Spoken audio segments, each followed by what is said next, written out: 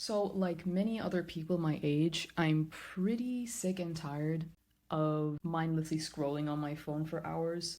But yeah, I was inspired by a lot of things, by personal experience and also multiple people that started to talk about their own experiences, like on YouTube and stuff, where they switch to like a flip phone or they delete all their social media and stuff. I was like, you know what? Maybe that could help me because I hate the fact that apps are designed to keep you using them as long as possible. Like they literally profit off of your time and your attention span, and I hate being the product. Okay, this is such a big conversation for such a large chunk of the internet. But yeah, I'm making steps to improve my attention span and improve my efficiency and also my privacy. My first step was giving it a shot, testing the waters. So what I did was throughout my week-long trip away, I did not use Wi-Fi a single time. I did not. I didn't use mobile data and I didn't connect to the Wi-Fi at any like restaurants or the like apartment I was staying at and stuff. I just, I didn't use the internet at all for a week. It was pretty much quitting cold turkey because the day before that my screen time was horrendous. Okay, I just want to add real quick that if you hear tapping noises, that's me scrolling through my notes on my flip phone. I wasn't thinking about it while I was doing it, but you can hear it so well, it's actually kind of funny. You can also hear my bracelet jingle jangle. I hope that's not too distracting. I'm just gonna get into how things went for me. Yeah, basically, I packed all my stuff. We just went with a backpack this time to do. I think I'll talk about this a little later or whatever. I did bring my old phone, which I took the SIM card out and I put it in the flip phone, but I did take it with me because I was using it as a sort of iPod for Spotify because I didn't have a lot of time to configure my flip phone. This is the K-Tai 3 that I have, so you can actually download apps externally, but I didn't have time to do that before I left. I left with the phone and with my old phone as well. Not just for Spotify, to be honest, it was also for emergencies because I wasn't sure how things were gonna go. I wasn't sure if calls would work outside of my country because the bands are compatible here, but I don't know if they are compatible abroad. In fact, I couldn't use mobile data when in the places I was at, but I could make calls and send SMSs and emails, so that was pretty good. Anyway, for the first like 2 days, I guess, especially the first day, I was actually very depressed. I was really down in the dumps. I was frustrated, I was agitated. It felt like everything was really quiet, and I wasn't used to that, and I didn't like the feeling of that.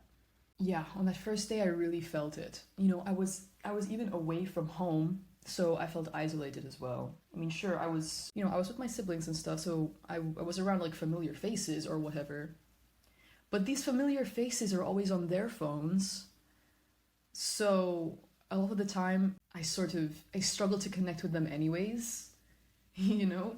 And everything that comes out of their mouth is like TikTok brain rot. So it does feel isolating. This is something to keep in mind if you do plan to do this. So it does suck. It really did suck for the first day, especially. I didn't really use my iPhone. Like I said, I only used my iPhone for Spotify. It was basically an iPod.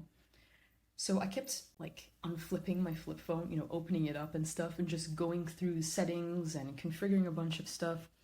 And okay, in my defense, like it was necessary to do that because I hadn't had a lot of time to do that before. So I did end up doing things that helped me in the long run. But yeah, I was trying to fill time by opening random apps on this phone instead of opening Instagram, for example, or Pinterest. I would just, I would open the settings or I would open the data files or something like that. Anyways, I'm reading off like bullet points I actually wrote while I was away. So yeah, I would take notes. I'd go through the settings. I'd go through the data files. I'd go through the calendar, alarms. I'd go through all of the ringtones and all of that. On the first day, I missed Pinterest a lot because I would have a sort of nighttime routine, listening to music and scrolling through Pinterest while I lay in bed on my phone. Yeah, I missed that quite a bit.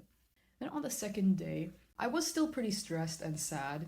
I felt like I was constantly forced to face the world and the truth, and I just love escapism. I love escapism so much, and it was pretty hard to keep myself present all the time. You know, like I would sort of disappear into my imagination. You know, I'd stare off into a distance and think about stuff. But in general, I was forcing myself to be very present, and this is a good thing, but at first it does hurt quite a bit. I mean, there was also the thing, like I said, my mobile network didn't work where I traveled to. So I was pretty trapped in that sense because even if I made the choice to go online, even if I wasn't going to because I didn't want to use Wi-Fi for the entire week, I couldn't. I physically couldn't because my phone wouldn't allow that. So there was a lack of freedom there, which is ironic because the intent in quitting your phone or quitting social media and stuff is to be more free, right? But no, at first it doesn't feel like freedom. At first it does feel like a punishment, and it did suck. But this is still the second day. Yeah, like I said, I was forced to be present all the time, and I don't get along well with the company I was with. So that definitely made it harder. I think if you constantly surround yourself with people you genuinely enjoy and you relate to and you sort of can joke around with, then it will probably be easier because you'd want to spend more time with them and you want to be present with them and stuff. So that's probably why it was hard for me as well. At this point though, I was drawing more, you know, because I had a lot of free time. Other than walking around, because walking around is great. That was a good thing about trying this no Wi-Fi plus flip phone thing for a week. Was it was pretty good to start it on a trip because there are things to surround yourself with.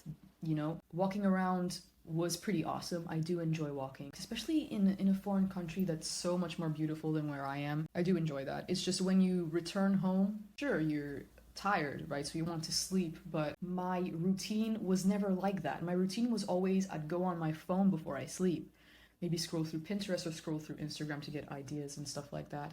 The absence of those two apps did get me. So I would usually pick up my sketchbook and I would draw a thing or two.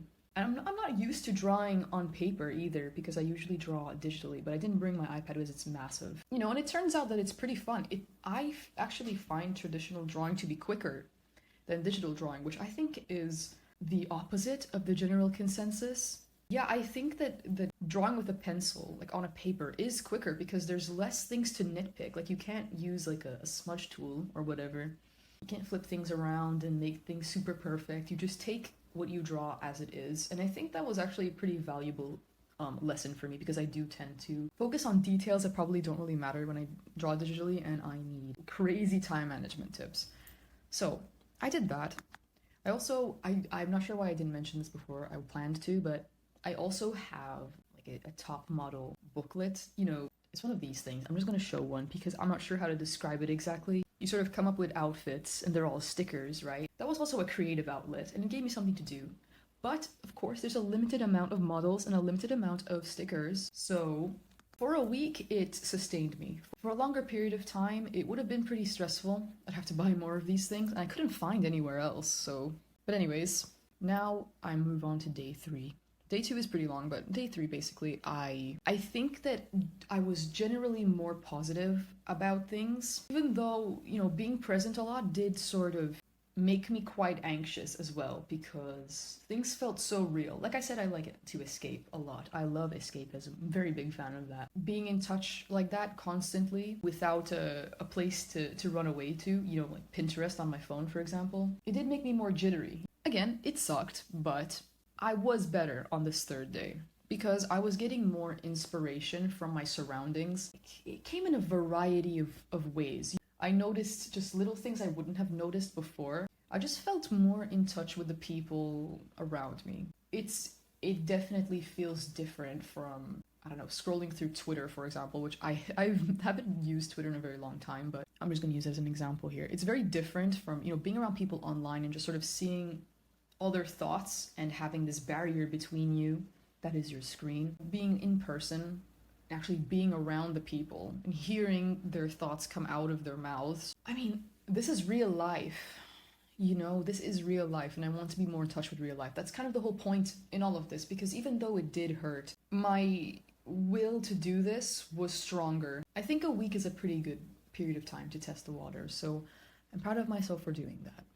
But yeah, I didn't only get inspiration from people, I got inspiration from, you know, the places I've been to, just my surroundings, you know, for world building and things like that. Oh yeah, I didn't think about this before, but I've actually for the longest time had a very big struggle where I just can't remember past travels. I know this sounds like such a first world problem, but when people they mention the name of a place that I've been to, I a lot of the time I can't even remember what the place was like because I would be distracted doing something else. But this time I remember the places we went to in a lot more detail because I actually let myself be there and take it in, you know? It wasn't just on the back burner. Like this was my main focus was the places I was in.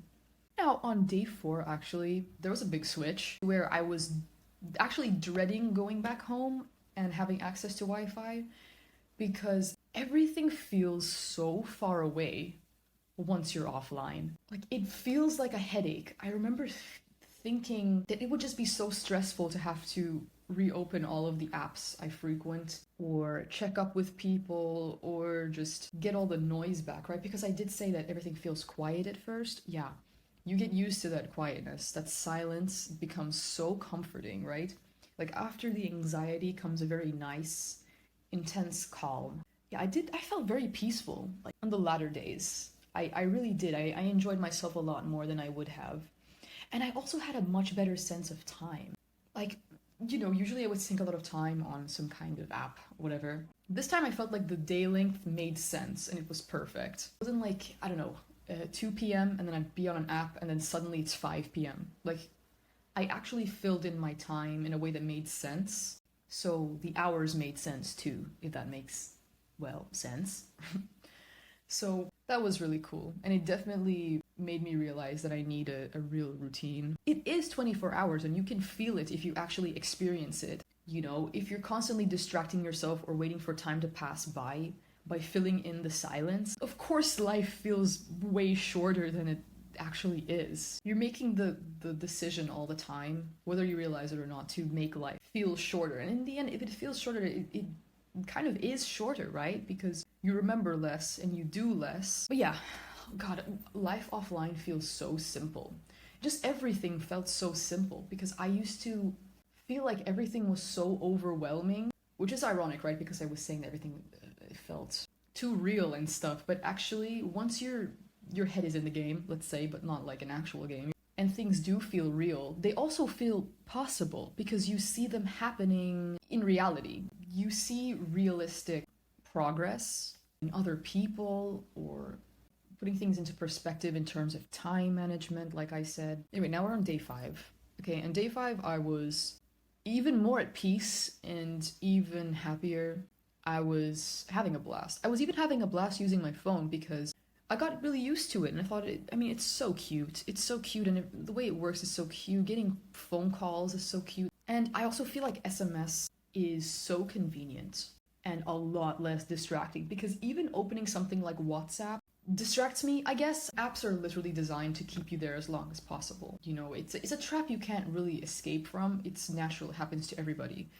But you know, with how simplistic SMS is on a flip phone, you just go in there, type your SMS, you send it, and that's it. You get what you wanted to do, over and done with, just like that. And it shouldn't have had to take that long, actually.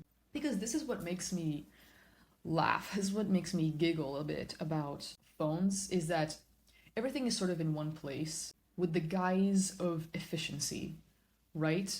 But because every single app is an attention trap, we're actually becoming less efficient with our time. Sure, everything is in one place, but at what cost, you know? Because you don't really focus on what has to be done. At least that's what I've noticed.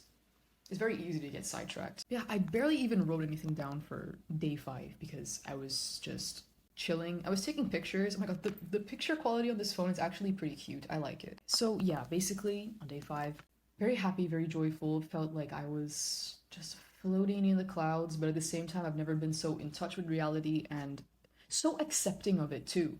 I think this is a big thing. I didn't feel like I had to escape because I feel like I couldn't escape, but I also didn't really feel the need to escape because I found the value in reality. I saw very many good things because I was abroad and everything was so beautiful. Then on day 6, well, I was very bored. On day 6, it kind of came crashing down. I was bored. I was very bored. I have to be honest. I made it 5 days so strong, but the sixth day, I just couldn't do it anymore. I was really bored. I didn't use Wi-Fi. I still stayed strong. I kept my conviction strong as iron, I guess.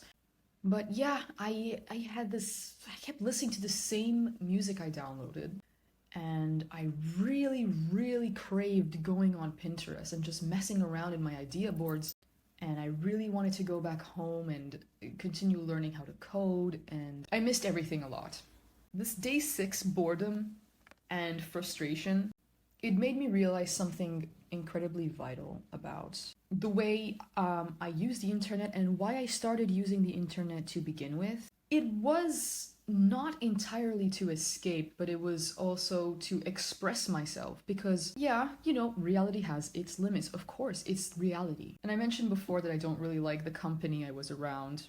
They're very different from me and bigoted as well. And I sort of felt like I went back into my child mind because basically I started to feel a lot more free on the internet because I could be who I wanted to be. I could be whoever I wanted to be. And I could separate my personal life from my family life. I felt I'm a very big introvert actually. I like to have my own space and I don't really share much information about myself to the people I know in real life. On this sixth day, it made me realize, why I started using the internet to begin with. And it made me remember its worth as well, because when I made this decision, in my head, I was like, the internet in general should not be accessed by me at all. That was my mindset, basically. I want to quit the internet completely. I just want to get out of there. But you see, it's like this image here. Oh my god, I'm obsessed with this image. I think about it all the time. I need that creative outlet that is the internet, which is why I'm making a website, for example. It's my very own personal corner of the world, right? I guess what this week with no Wi-Fi did was it made me find tangible differences between the usefulness of Wi-Fi and how I benefit from using it, and also the things that do frustrate me and negatively affect me, my attention, my efficiency, all of this stuff. So I'm really glad I did all this because I understand myself and my Wi-Fi usage a lot better now. Okay, real quick, I'm gonna say that day 7 was mostly just traveling back, so I mostly listened to music and I didn't really write any notes here about day 7 because there was nothing specific. I was still bored. I really wanted to get back to my laptop and all of this stuff. This is my takeaway, right? So this is the conclusion. My takeaway from this week with no Wi-Fi and using a flip phone was that first of all, you need a strong will to do this. Remind yourself why it's good for you, but also think about the ways it can negatively affect you. I mean, disconnecting completely is not the healthiest for everyone, me included. I feel like a lot of these videos kind of focus on the positives of leaving social media and stuff completely, but I really want to emphasize that it is not for everybody. So a point I want to mention is if you're going to do this, if you're going to disconnect, all right, for longer than a week, you need real life relationships that are worth pursuing. I realized this when I disconnected is I have nobody that I feel comfortable talking to. I feel like I need access to people who are like me. And if I don't have which I don't have a community of people in my immediate life that I can talk to, I do need an outlet, which is the internet. People that get me.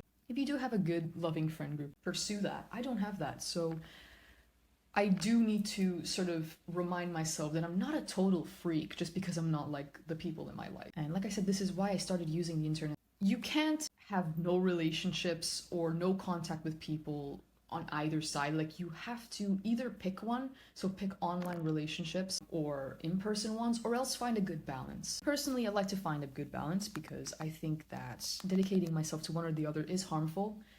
I didn't enjoy spending all my time with the people in my immediate life. That's what I'm calling reality. I don't know why. I also don't want to be chronically online and lose touch, right? So the balance here is the key. It's not just with relationships, it's with everything, to be fair. You also have to be aware that while sending SMSs is pretty straightforward and convenient, it is also at the same time inconvenient because everybody else uses apps. People message through Instagram, for example, and if you quit Instagram, you will definitely miss out, or you feel like things are inconvenient because you can't connect with people. And my advice there is, if it's really getting in the way of your real life relationships, you should take that bullet and keep Instagram available somewhere, just for messaging, if anything else, you know? That's what I'm talking about with the balance. It's like if you feel like you are going to get caught in that trap of scrolling through Instagram, even if you just want to send messages, then think about what's more important, right? Because if you feel like you're very distressed by your horrible Instagram screen time, just think about if it's worth tackling more than it's worth to tackle, you know, not being able to communicate with these people because they only communicate through Instagram or whatever. Think about what's most important or try to find a balance. It's harder than it sounds. Okay, I've been there, done that. It's harder than it sounds, but in the end, you have to be true to yourself. And I guess a good way to be true to yourself and to figure out what you want is to do this thing. You should try it out, honestly. Get a cheap flip phone if you'd like. Spend a week using it and spend a week not using Wi-Fi at all, if that's possible for you, of course, because it's not possible for everybody. And try things out, honestly, because this is my experience, but your experience could be better or worse. It could totally be worse. I could see it being better though as well. But yeah, I guess I've kind of gone through all of the notes I wrote. Wait, hold on. There is one more thing I wanted to say actually that I wrote here. You know, during this week I found that mobile network, you know, like 4G, 5G, whatever, I don't find that very necessary. It could be good for emergencies, I guess, but even then you can make emergency calls. So I don't know. I personally found that I don't really care about using Wi-Fi when I'm out in public. The stress is more when I return home or I return to my base, whatever that is. That's kind of why I have a flip phone, but I don't plan to quit. I want to say social media, but it's not really that. Me learning how to code and things like that, my inner world space, the places I can be myself in again. I want to be able to do that when I come home. So then that's kind of the thing. I don't need it when I'm outside. So I have a flip phone with no Wi-Fi, just calls. You don't have to punish yourself by annihilating your social media usage in general. I think my advice here would be to start using it when you're at home only and don't use it when you're in public. Make it, you know, turn your Wi-Fi off when you're out in public, unless there's some kind of emergency, of course. I mean, I didn't come across any emergencies that needed Wi-Fi, but there very much could be, you know? Always put your safety first, so if you feel safer with Wi-Fi, go ahead and use it. But I basically do want to say that you could test yourself by just not scrolling through apps when you're in public. You could keep it for home. You know, it's like a home-based hobby. It's where you can really unload, right? But in public, sort of do your best to be in touch with the world, because trust me, there's so much beauty out there. There's so much life out there. I realized I was missing out on because my mind was always in a place that doesn't really exist. I guess it's a reflection of my inner world, but I don't really need to get lost there when I'm outside in the real world. You know, I need to be mindful, I need to be present, even for safety reasons. I do. At some point it is a punishment. At some point it is a punishment if you just annihilate your usage completely, like I tried to do. It was stupid, but at least I understand myself better now, so that's what I'm taking away from this. So I guess that's basically it. I mean, yeah, it was worth it, and I'm totally gonna talk about and make like a little review of my actual flip phone, because it's honestly pretty awesome, and I'd like to spread the word about these things, even though they're pretty popular. Anyways, hopefully you could take away something from this. If you want to give this a shot, go ahead. Just remember not to punish yourself, but also don't be too lenient either, because it does have to hurt for it to get good. Maybe it'll last longer than a week. Maybe you won't even crave going back like I did. Maybe you will. Either way, be honest with yourself. Don't push things too far, because it can get pretty stressful, honestly. It's all about realizing what's most important, you know, the balance and all of that, and relationships, I guess. That's what life is all about, isn't it? So yeah, I guess that's it. Oh my god, I don't know how to end this. Bye, I guess?